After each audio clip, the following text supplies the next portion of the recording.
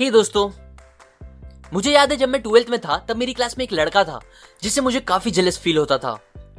वो क्लास का टॉपर नहीं था, दिखने में बहुत स्मार्ट नहीं था और अमीर भी नहीं था, बट फिर भी पूरी क्लास उसे पसंद करती थी, यहाँ तक कि टीचर्स, प्यून और प्रिंसिपल भी। इसका रीजन ये था कि उसे लोगों से बात करने आती थी। वो बहुत ही अच्छे से उन सबसे कभी भी और कितना भी बात कर लेता था बिना हेजिटेशन के। तब उसे देखकर मैं अपने आप को ये बोलता था कि अरे ये कोई बड़ी चीज तो है नहीं और मुझे ऐसा कुछ करना भी नहीं है, क्योंकि मुझे जरूरत नहीं है किसी को इम्प्रेस करने की या ऐसा कुछ।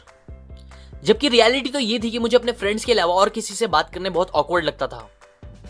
मैं ये सब बहाने मार के बस अपने आप को एक्सक्यूज देता था, जो कि गलत था, क्योंकि लोगों से बात करना और कम्युनिकेट करना हमारी लाइफ का एक बहुत बड़ा हिस्सा है और ये एक ऐसी स्किल है जो हम सबको अच्छे से आनी ही चाहिए। पर सैडली हमारा एजुकेशन सिस्टम इस इंपॉर्टेंट स्किल को बढ़ाने के लिए ज्यादा हेल्प नहीं करता और हम खुद भी ड्यू टू इंटरनेट और सोशल साइट्स इस चीज पर ध्यान देने को एकदम भूलते ही जा रहे हैं। लेकिन रियलिटी यह है कि हमारी पर्सनल और प्रोफेशनल लाइफ में सक्सेस पाने के लिए ये स्किल बहुत ज्यादा इंपैक्ट करेगी। मैंने पहले भी अपने एक वीडियो में बताया है कि बातों में बहुत पावर होता है और उससे हम कुछ भी अचीव कर सकते हैं। आप बात करके बड़ी बड़ी डील्स क्रैक कर सकते हो, लोगों को इंस्पायर कर सकते हो, अपने रिलेशनशिप्स को अच्छा कर सकते हो और किसी का भी दिल जीत सकते हो। सो आज मैं आपको कुछ सिंपल ट्रिक्स बताऊंगा जो आपकी ये स्किल को इंप्रूव करने में आपकी हेल्प करेगा। So let's begin. Technique number 1, the flooding smile. William B Steinhardt एक स्टॉक ब्रोकर थे। उनकी शादी को 18 साल हो गए थे, पर वो हार्डली कभी अपनी वाइफ से बातें या हंसी मजाक करते थे। वो अपनी लाइफ से ज्यादा खुश नहीं थे और उनके रिलेशन दूसरे लोगों के साथ भी अच्छे नहीं थे। वो कभी किसी से बिना रीजन बात नहीं करते थे और ना ही कोई कभी उनसे बात करने की कोशिश करता था। वो अपनी लाइफ से बहुत परेशान हो रहे थे। सो सिचुएशन को बेटर करने के लिए उन्होंने डेल कार्नेगी के एक क्लब में मेंबरशिप ली। वहां उन्हें चीजों को बेटर करने के लिए एक सिंपल सा टास्क दिया गया। टास्क ये था कि उन्हें हर घंटे में एटलीस्ट एक बार किसी भी एक इंसान को देखकर स्माइल करनी होगी। उन्होंने इसे सीरियसली लिया और फिर उसे अप्लाई करना स्टार्ट किया। नेक्स्ट डे वो हमेशा की तरह उठे, पर आज उन्होंने नाश्ता करने से पहले अपनी वाइफ को एक स्माइल दी और गुड मॉर्निंग कहा। ये देखकर वाइफ एकदम शॉक हो गई कि आज वो इतना अलग क्यों बिहेव कर रहे हैं। तब उन्होंने अपनी वाइफ को बताया कि फिक्र करने की बात नहीं है और अब से ऐसा रोज होगा। ये सुनकर वाइफ को शॉक भी लगा और बहुत अच्छा भी फील हुआ। फिर उन्होंने रास्ते पे लोगों को देखकर उन्हें भी स्माइल देना स्टार्ट किया। न्यूज़पेपर वाले को, टिकट वाले को, एलिवेटर बॉय, अपने कलीग्स को और ऑलमोस्ट सबको देखकर उन्होंने स्माइल करना स्टार्ट कर दिया। ये करते हुए उन्हें एक बात रियलाइज हुई कि अब जिन्हें भी वो स्माइल करके देखते थे वो भी उन्हें रिटर्न में स्माइल करके देखता था, जो उन्हें काफी अच्छा फील कराता था। और बिकॉज ऑफ दिस अब धीरे धीरे उनके कलीग्स ने भी उनसे बात करना स्टार्ट कर दिया था और बात करने पे ये भी बताया कि कैसे पहले वो लोग उन्हें एक खड़ूस इंसान समझते थे। ये टास्क करके उन्हें कहा गया था कि वो अपने एक्सपीरियंस दूसरे मेंबर्स के साथ भी शेयर करें। सो उन्होंने एक लेटर में ये सारी चीजें बताई और कहा कि इस एक सिंपल चीज ने उन्हें और उनकी वाइफ को इतनी खुशी दे दी है जितनी कभी उन्हें सालों में भी नहीं मिली थी। सो आप लोग भी जब भी किसी से बात करते हो या जब आप बात नहीं भी करते फिर भी अपने फेस पर एक स्माइल रखो। ये चीज आपकी अट्रैक्टिवनेस और कॉन्फिडेंस बढ़ा देगी और दूसरी तरफ आपका ब्लड प्रेशर और स्ट्रेस भी कम करेगी, जिससे आपकी हेल्थ भी अच्छी रहेगी। बात करते टाइम फेस पर हल्की सी स्माइल रखना सामने वाले इंसान को सेफ और अच्छा फील कराती है। एक और इंपॉर्टेंट बात, फ्लडिंग स्माइल मतलब ये नहीं होता कि आप किसी को देखते ही फौरन स्माइल कर दो, बल्कि ऑथर कहती हैं किसी से मिलने के बाद आपको पहले उनके फेस पे देखना चाहिए और फिर 1-2 सेकंड रुक कर एक स्लो स्माइल करनी चाहिए, बिकॉज लोगों को ये स्माइल फास्ट स्माइल से ज्यादा जेन्युइन लगेगी। Technique number 2, the sticky eyes. Social experts कहते हैं एक बहुत ही कॉमन मिस्टेक जो ज्यादातर लोग करते हैं वो ये है कि वो जब किसी से बात करते हैं तो वो सामने वाले इंसान को देखने के बजाय इधर उधर ज्यादा देखते हैं। अब उनके इधर उधर देखने का रीजन कुछ भी हो, लेकिन ये चीज सामने वाले को ये सिग्नल देती है कि आप उनकी बातों में इंटरेस्टेड नहीं हो और ऑब्वियसली ये बात किसी को पसंद नहीं होती। सो अगर आपको सामने वाले के साथ अच्छा रिलेशन बनाना है या एक अच्छी कन्वर्सेशन करनी है तो कभी भी ये सिली मिस्टेक मत करो। बेस्ट ये है कि आप बात करते टाइम लोगों की आंखों में देखो और आई कांटेक्ट बनाओ।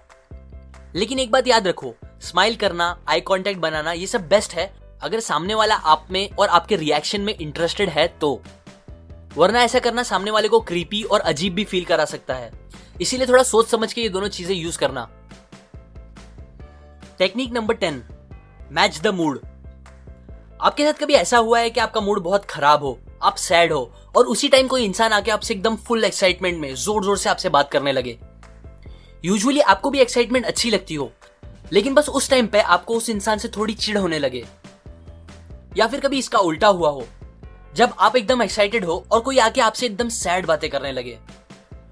मोस्टली जब लोगों के साथ ऐसा होता है तो उन्हें उन अलग मूड वाले लोगों से दूर जाने दिल करता है, स्पेशली अगर उस इंसान के साथ उनका क्लोज रिलेशन ना हो, मतलब वो कोई नया इंसान हो या जिससे वो ज्यादा बात ना करते हो, कोई ऐसा इंसान हो। अब ये होता है बिकॉज ऑफ मूड मिसमैच।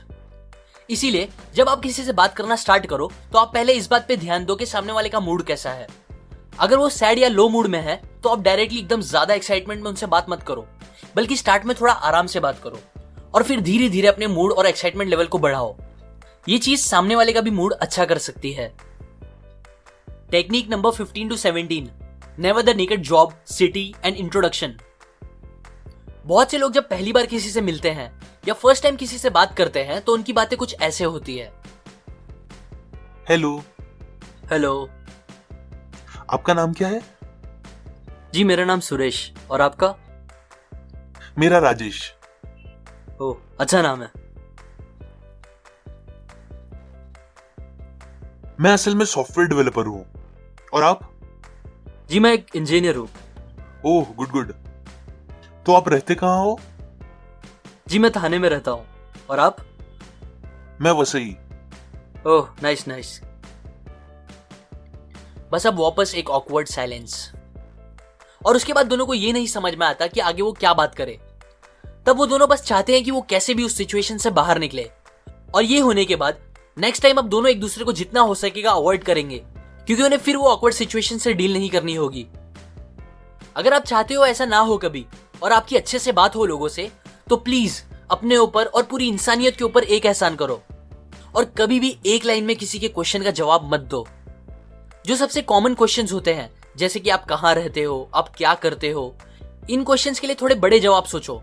मतलब आप पता करो कि आप जहां रहते हो वहां के कुछ फैक्ट्स, कुछ इंटरेस्टिंग बातें जो आप लोगों को उस जगह के नाम के साथ और बता सकते हो।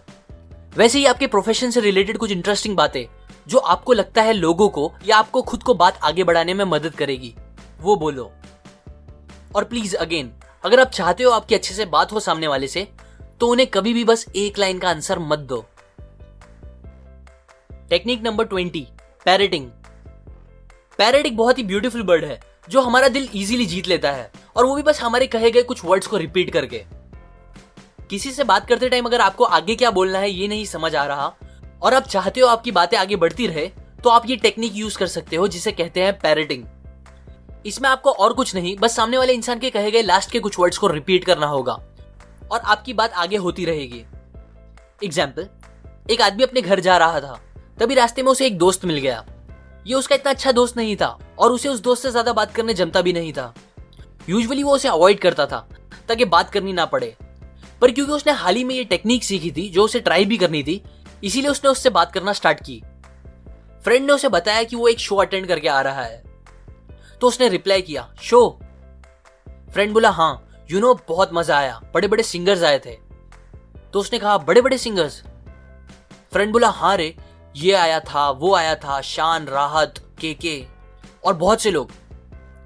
तो उसने कहा, के? हाँ, क्या गाना गाया उसने, ब्ला ब्ला ब्ला। और फिर इसी तरह बस पैरेटिंग करके उसने बहुत टाइम तक उससे बात करी, जितनी पहले उसने कभी नहीं की थी, और वो भी बिना कुछ खुद से बोले। अब इसका रिजल्ट ये निकला कि उसका दोस्त उसे एंड में बोल के गया कि उसे बहुत अच्छा लगा उससे बात करके। ऐसा हुआ बिकॉज बहुत से लोगों को कन्वर्सेशन कंटिन्यू रखने के लिए बस एक रिप्लाई की नीड होती है, और बहुत बार वो रिप्लाई का कुछ ओरिजिनल या खुद का सोच के बोलना भी जरूरी नहीं होता। इसीलिए पैरेटिंग एक सिंपल सा ऑप्शन है जो ये नीड को पूरा कर सकता है और आपकी कन्वर्सेशन को कंटिन्यू रख सकता है। ये कुछ टेक्निक्स मैंने आपको how to talk to anyone book से बताई है। इस बुक में टोटल 92 छोटे छोटे लेकिन बहुत काम के ट्रिक्स है जो आपको किसी से भी बात करने में बहुत अच्छा बना सकता है। अगर आप इस बुक की सारी टेक्निक सीखना चाहते हो तो आप डिस्क्रिप्शन में दिए गए लिंक से जाके वो खरीद सकते हो। और अगर आप मेरे वीडियोस को कभी मिस नहीं करना चाहते तो आप सेटिंग में जाके अपनी नोटिफिकेशन ऑन कर दे और फिर मेरे चैनल के होम पे जाके उधर बने बेल पे क्लिक कर दे। इससे आपको जब भी मैं एक न्यू वीडियो अपलोड करूंगा उसका नोटिफिकेशन आ जाएगा। लाइक करें अगर आपको ये आइडियाज काम के लगे, अपने व्यूज कमेंट करें, सपोर्ट करें मेरे चैनल को इस वीडियो को शेयर करके अपने फ्रेंड्स एंड फैमिली के साथ, सब्सक्राइब करें। मैं और ऐसी काम की बातें आपके साथ शेयर करता रहूंगा, यूजुअली हर वीक। और फाइनली, थैंक्स फॉर वॉचिंग।